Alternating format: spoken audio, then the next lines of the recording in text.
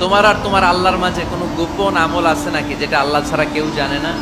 জীবনে আমাদের প্রত্যেকেরই এমন কিছু গোপন আমল, ইবাদত আর দান সদকা করা দরকার যেটা দুনিয়ার কেউ জানে না, জানে আমার রব আর জানি আমি। এরকম দান থাকার দরকার আছে না নাই?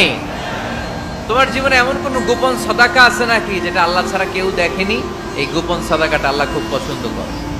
এখানে মাদ্রাসা, আজকে আমার ভাই অমুক ভাই দিবেন 2 লক্ষ টাকা, বলেন মারহাবা। এটা উনি আল্লাহর জন্য দিতে পারে, মারহাবার জন্য দিতে পারে, ঠিক কিনা? কিন্তু রাতের আধারে রাস্তার পাশ দিয়ে হেঁটে যাচ্ছেন, মসজিদের দান বাক্সটা লেখা, উপরে সাইনবোর্ডে লেখা মুক্ত হস্তে আল্লাহর ঘরের জন্য দান করুন। কেউ নাই, কাক পক্ষী নাই। রাত বাজে 2টা, হঠাৎ করে পকেট থেকে 1000 টাকার বা 100 টাকার কচকচে নোটটা আপনি দান করে দিলেন। ওই দানটা 1 কোটি টাকার দানের চেয়েও বড় দান। কারণ দুনিয়ার কেউ তখন দেখে নাই, দেখেছে কে?